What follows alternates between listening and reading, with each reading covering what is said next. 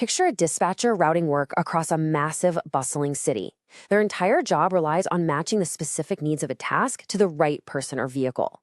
Well, in Copilot Studio, your foundational architecture works the exact same way. When you're preparing for the AB 620 exam, mastering how to select the right integration pattern for enterprise scenarios is absolutely non-negotiable. It's the core of what you'll be tested on.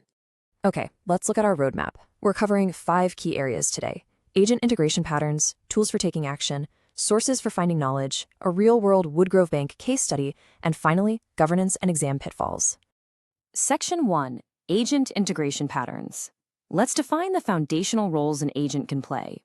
Think of your new Copilot agent like a brand new employee sitting down at a business process outsourcing center. When a request comes in, they have to instinctively ask themselves, do I do this myself? Do I look it up? Or do I ask a specialist? That right there is the fundamental difference between action, knowledge, and delegation. Action means doing something, like writing data into a system. Knowledge means pulling answers from an authoritative filing cabinet. And delegation is passing that complex reasoning off to a dedicated, specialized agent. For the AB 620 exam, making this plain English distinction is step 1 in your logic tree. If the requirement is about doing, well, then you're going to need tools. Section 2. Tools for taking action. Let's unpack how agents actually get things done. Sticking with our BPO employee analogy, tools are basically the specific software applications they use to click buttons, process orders, and write data. Technically speaking, in the Copilot world, these are mostly connectors. The logic here is simple. If an off-the-shelf, pre-built connector already exists for a service, you use it. Boom, done. But let's say you have an internal system that needs to serve multiple different agents across your entire Power Platform ecosystem. In that case, you build a custom connector. As you can see, the user talks to the agent uses the connector, and the result is returned. But what if it's just a one-off tool? That brings us to the REST API tool. Technically, these are scoped strictly to Copilot Studio. They are not available as shared resources across the broader Power Platform.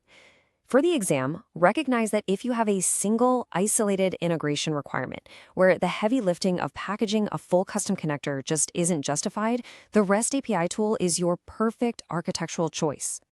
Now, sometimes an action isn't just a simple single API call. Sometimes it's a strict sequence. For example, you create an IT ticket, then you notify the requester, and only then do you assign it to the team queue. And this brilliantly illustrates agent flows. For the AB 620 exam, the technical trigger word you are listening for is deterministic. If you have a multi-step sequence where each step strictly depends on the previous one completing successfully before it can move on, you absolutely must use an agent flow. So what happens if multiple agents need to access the exact same massive library of tools? That's where we use a Model Context Protocol, or MCP server. Think of this as a centralized tool server, turning all those individual tools into a widely shared resource. Instead of wiring up tools one by one to every single agent, you just point multiple agents to your MCP server. I do want to note, however, that if you're just doing exploratory setups or single agent scenarios, starting with a standard connector or REST API is going to be way faster. Okay, let's switch gears from taking action to finding information. Section 3. Sources for finding knowledge. If tools are the software an agent uses to do work, knowledge sources are the filing cabinets where they go to dig up authoritative answers. So the crucial point is that you always start with built-in sources, like SharePoint, file uploads, or Dataverse, assuming your enterprise content already lives there. It's the path of least resistance. You only make the architectural leap to Azure AI Search when your organization is managing its own custom vector index. When dealing with external enterprise data, you have 2 very distinct paths. You use a Copilot connector when you have non-Microsoft enterprise content that needs to be semantically indexed and highly citable across your environment. A real-time connector, on the other hand, is an entirely different beast. You use this when data literally cannot be replicated and must show its absolute current state. Think live logistics tracking or current IT ticket status. So let's test this logic. What if you see a requirement where data absolutely cannot be replicated and must reflect its current state?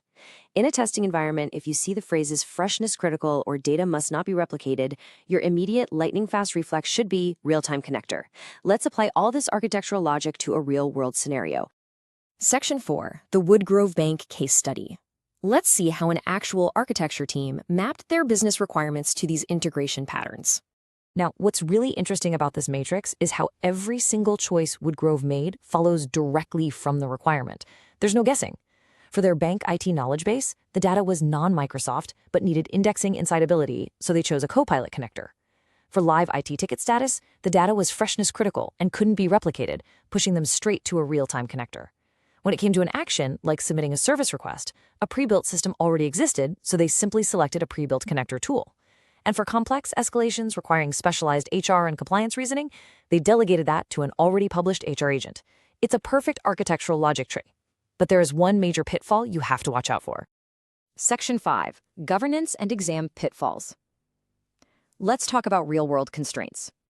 Think of governance like the security guard at a bank vault.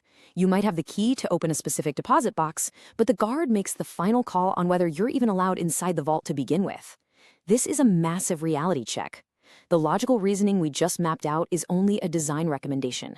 Before you move from design to build, you must confirm with your admin that your organization's data loss prevention or DLP constraints actually permit that connector. Because guess what? A connector might work beautifully in your developer sandbox and then be entirely blocked in production. Design in theory must always match governance in reality.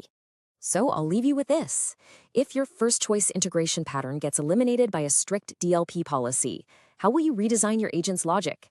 If your custom connector is blocked by the security guard, do you pivot to a REST API tool, or do you rely on built-in knowledge sources instead? As you prep for the AB 620 exam and start building in the real world, always be ready to revisit your reasoning when your favorite tool gets taken off the board.